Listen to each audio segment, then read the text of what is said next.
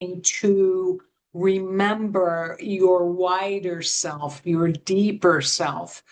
This is the intensity of the polarity integration or the duality integration.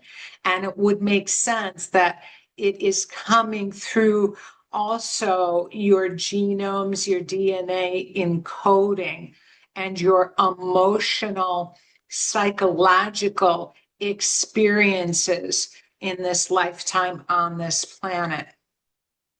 So it's like a rising up or the geyser.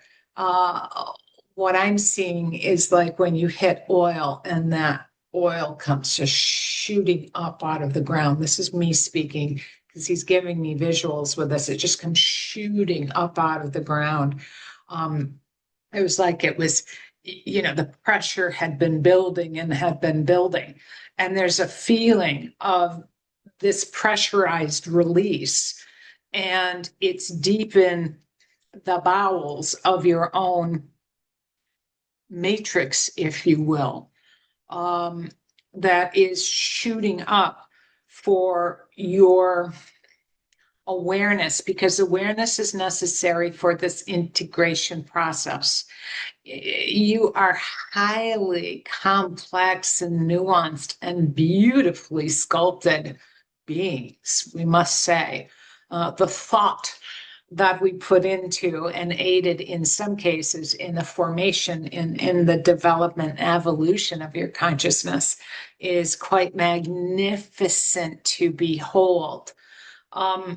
And this is part of the mechanism of this internal core aspect of self. See it as the karmic patterns you agreed to when you decided to come here and to evolve through and to heal through and to clear through.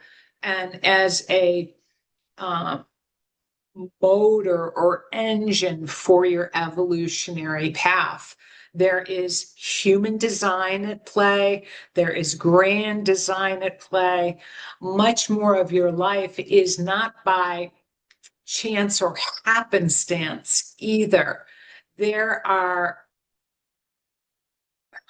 pre-programmed timing of experiences that your higher self, your oversoul, knows is in harmony with the passages of this time.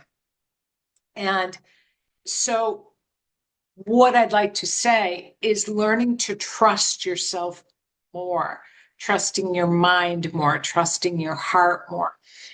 The psychological patterns at time can feel quite in flux because of the changing dynamics in the third dimensional, second dimensional structures that have always been your reference point for this incarnation.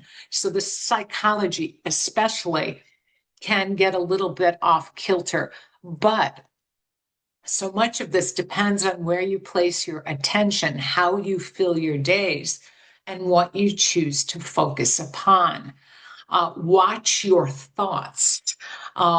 Be the wise steward of where you place your focus and attention, because that makes a great deal of difference now, too.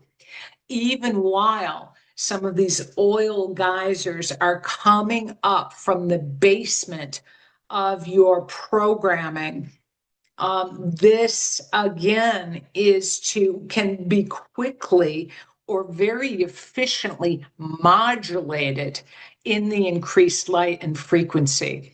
This is the trusting of the process. The biggest thing is to be mindful when you keep going over and over and over the grooves. When you are processing some of the heavier, more difficult structures in your DNA and in your biological makeup, and through the choices you made, through the family that you incarnated with, is to become aware of that oil in the geyser. for a period of time. But the more you can break the habit of looped negative thinking and refocus in light-filled ways and joy-filled ways and creative ways. This channel finds great soothing balm through music and musicians and the musical. That is like a balm, a tonic, but you all have your own tonics of self-soothing, of reorientation, of replanting, and redirection. Yes. So, what I'm asking of you is to become more powerful, um, uh, authority figures in your own life, and to trust and know and to understand that you have much more agency than perhaps you have allowed yourself. That some of these heavier or denser experiences are coming up for you to replant them in higher and more light-filled vibrational ways.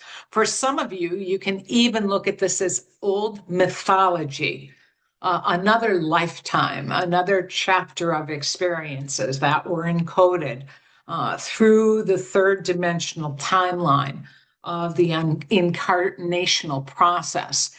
I do see that some of you keep that going far beyond the need or any sort of healing trajectory. It has just become a well-worn, old, heavy pattern. So this is a bit of taking yourself in hand, if needed, in a very loving way and committing to riding these waves vibrationally rather than falling back below the waves and staying down there for elongated periods of time. That is not necessary. It is not part of where you are and where you're going even. So these old patterns, there is stronger light and brighter vibrational landscape if you but retune the habitual patterns, you see? And this is where the learning to trust your inner voice and to trust your heart. We say the heart because that is the most dynamic, magnetic, electric center in your biological makeup. And why you hear so many of those in the teaching and spiritual communities talk about the heart, although not all of them really understand what they're saying.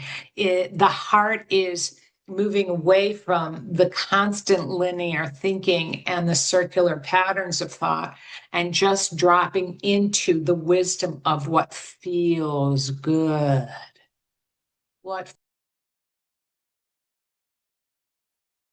Because in this time of seeing these shifting frequencies with power structures, it can be confusing because it kind of pushes you back on yourself, because you go out there and there's 80 gazillion different, voices and meaning placed on things and approaches and ideologies and belief systems in the spiritual community, in the consciousness community, in the media community. I mean, anywhere you go, you can take one topic and there's going to be 100 different perspectives depending on the people who are communicating about that topic. And it's not necessarily where you need to look for consensus. But what naturally happens is you tend to align with that signal that's being sent out from the person, the podcast or whatever, that is in resonance for you in the moment. You see, that's how that happens. So there's something you may be learning. And so you may be listening to someone who's really going deep with ancestral trauma patterns or relation issues or career issues. So trust what he was saying, trust what you're drawn to. And then that may change. And that happens with me all the time. music is a simple, I'm in the mood for this song, but not that song. That's really kind of a good metaphor um, for the songs, for the vibration, for the signal, for the resonance, for the harmonic structure of that song, of that podcast, of that teacher, of that authority figure, of that whatever. It is something that is harmonized with you. Trust that, trust what you're attracted to, and then it changes, and then it can change again. But you're the builder of your reality. Even while, though, there are destined things that happen to you, that you move through, that are challenging, that are meant to change you. It can be grief, it can be loss. And I've shared quite openly, I've gone through a lot of loss this year, and it has changed me as I've been processing it and processing it and processing it. And, you know, it's no pink duck, I mean, some of the stuff is, just the psychology. I was just speaking with a friend whose ex-husband died, and it was acrimonious split. And she said, I don't miss him at all. She said, I feel weird though. And it's like your reality has changed. She said, yes. It's like something has just shifted in my perspective and in my reality. That force, that energy, that human is no longer on planet. And so it's a psychological experience as well, good, bad, indifferent, whatever. Uh, it creates a shift in your reality. Does that make sense? When you leave a job, I have never asked someone, I have never heard from someone that I have asked, okay, you got fired. Um, are you sad about that? It's like, no, it's actually a relief. You say, no, it's actually a relief over and over and over. Now they may be nervous about the next job or the this or the that, but this impedance on their signal had been going on like a stranglehold for some time, you see. And then the impedance, the geyser comes up and it falls away, and it's like a waveform that collapses. And I'm actually putting together a teaching about all this, an online teaching about all this. Um, that's the physics of it. The waveform collapses and then the shift happens. But often it's tied to, oh, I hate this job. I'm sick of this job. This job is boring. I just feel this or that or the other. Then that waveform collapses into an event, you see. That's how things work. And then you get fired, or there's layoffs, or there's downsizing, or the job becomes so unbearable that you can no longer possibly stay. And people experience that in relationships too, that were once just fine and working. And then impedance starts coming in through the signal, whether that be through projection, through having to constantly harmonize with another being that may feel increasingly out of harmony with your own signal.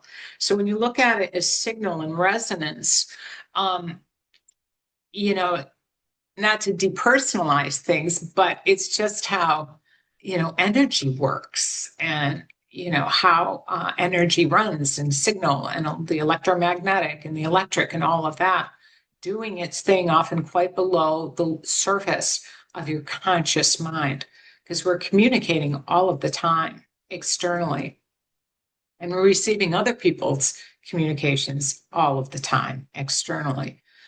Maybe not so much when you're in the home, but you've moved through fields of thought forms and signals and vibration through your day. And why, especially for the sensitives amongst you, it's so important at the end of the day to have a clearing ritual and a cleaning out and clearing out the signal from the distortions and from other people's signals. And thought forms, thought forms are like clouds, when I see them, it's like you're walking through a cloud of someone's thought form. And this is becoming more skillful at working with all of these invisible forms to our eye because we can't see it. We can see it in the third eye. You know, some of you, I see it in my third eye. You can see, ooh, that was a thick cloud there. And you know,